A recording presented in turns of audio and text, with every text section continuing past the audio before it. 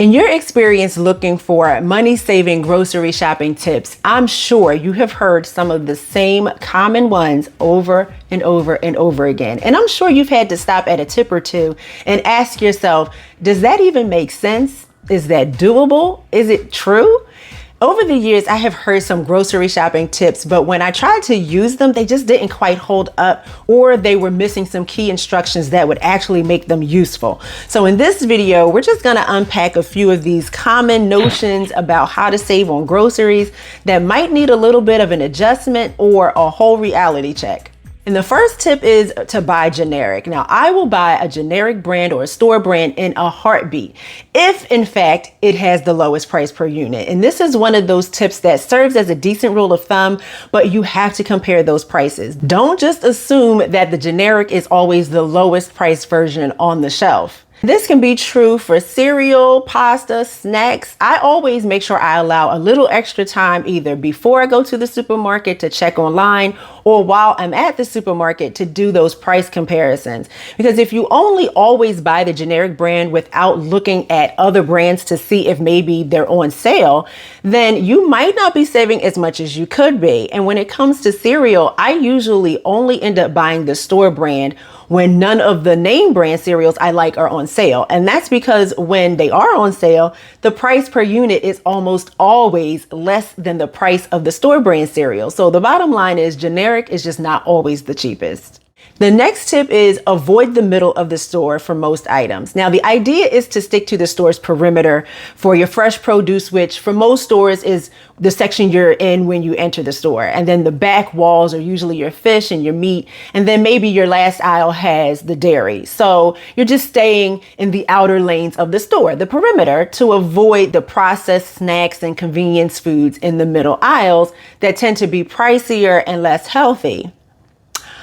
It's a nice thought, but most of what I need is not found in the perimeter of the store. I mean, my cereal, my oatmeal and cream of wheat, my beans, my rice, sugar, flour, the spices, my canned veggies, my bread, my peanut butter, my jelly. You get the point. So much of what we eat is found in those center aisles. I mean, you could try and create a meal plan based only on the fresh produce, meat, and dairy, but then all the grain foods are in the middle aisle. So that particular tip just never worked for me. I think a better tip that maybe this tip was trying to get at is to focus on buying whole foods no matter where they are in the store. If you can buy the raw, unprepared versions of foods and then prepare them yourself, you're bound to save more money. So instead of focusing on the perimeter of the market, just buy maybe unprepared beans instead of canned beans, because per pound, unprepared beans are way cheaper than your canned beans. Or instead of buying a pre-made pack of tortillas, you can just buy a 5-pound bag of flour and make your own tortillas for a fraction of the price. Avoiding the middle aisles might not be as practical as it sounds. The third tip is to shop midweek for the best savings. And I keep seeing this tip that Wednesday is supposed to be the best day to shop for groceries. They say that a lot of the stores start their new sales week on Wednesdays and you can get the freshest produce midweek. And Wednesdays is when stores mark down items that didn't sell during the weekend, like baked goods and meat and produce that are close to expiration.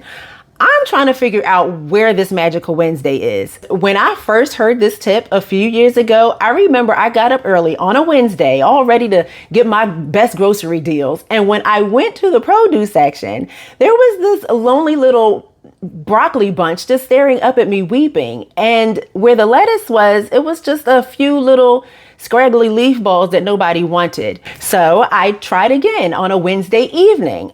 I saw no markdowns on the bakery items. There were no stickers on the meats that said manager special.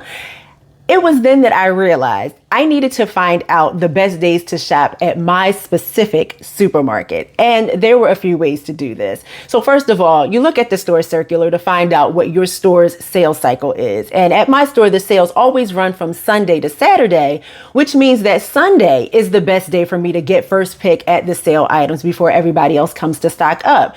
And when you're in the produce section or the meat section, ask the workers at the store what their restocking days are. And and plan to get to the store around mid-morning on that day for the best produce picks. And I always say mid-morning versus early morning because it gives them time to get the food out. And for the meats, the evening before restocking day might be when you get those markdowns because they're trying to move the old meat out to make room for the new stuff.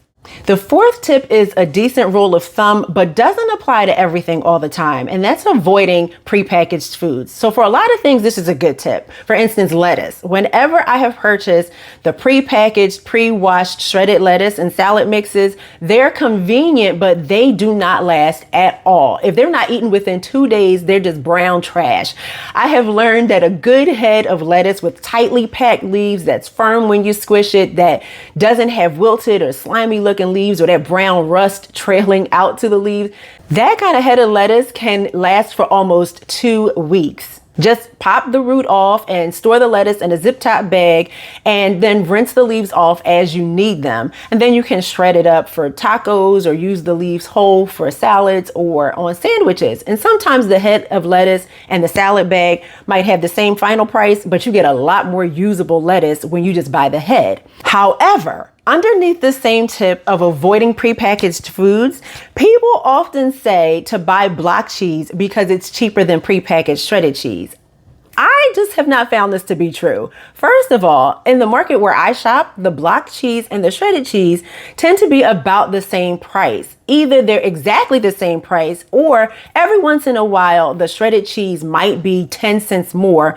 But sometimes, like today, the shredded cheese is 10 cents cheaper than the block cheese. It's the same brand and the same size. And honestly, I'm just not a fan of grating cheese. And there are a couple of reasons why. And one is that I have shaved off a fingernail or two in the process of grating cheese. And I have found that a lot of the cheese ends up staying on the grater and it doesn't actually make it into the dish that I'm cooking. And it takes more time.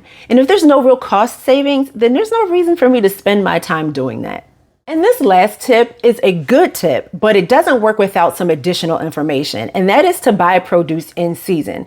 The first time I heard this tip was years ago, but I just didn't fully understand exactly what it meant or how I was supposed to carry this out. I learned later that it just means you're buying fruits and vegetables around the same time that they're harvested in your local area, which means what's in season is going to be different depending on where you are in the world and even where you are in your own country. The benefit of buying produce in season is that the food is supposed to taste better, the nutritional value should be higher, and if it's local to your area, it should be fresher because it wouldn't have been transported a long distance. In my area in the late summer and early fall, produce like apples, broccoli, cabbage, peppers, potatoes, they're all at their best and most plentiful, which is why they're cheaper, thus the tip about buying in season. But what do you do during the rest of the year when there's almost nothing in season? What I have come to realize over time is that the real tip is to bulk buy your fruits and veggies when they are in season if you want to save money on produce. So during the months when they're at their cheapest price of the year, you want to buy as much as you can of the stuff you eat the most, clean it, cut it up, and flash freeze it so that you can use it throughout the off season. And to let you know what produce is in season and when for your area and what seasons might need to be your frozen produce seasons, I put a link in the description to a site where you can look up what's in season in your state for every month of the year. Again, these common tips aren't terrible tips because I would imagine that they work for some people, but everything just doesn't work for everybody. So sometimes the tips need a little adjustment to make it make sense for you. And there are some things that you can do before you even get to the grocery store that can help you to save money. So if you want to find out about those tips, check out this video right here, and I will see you next time. Bye.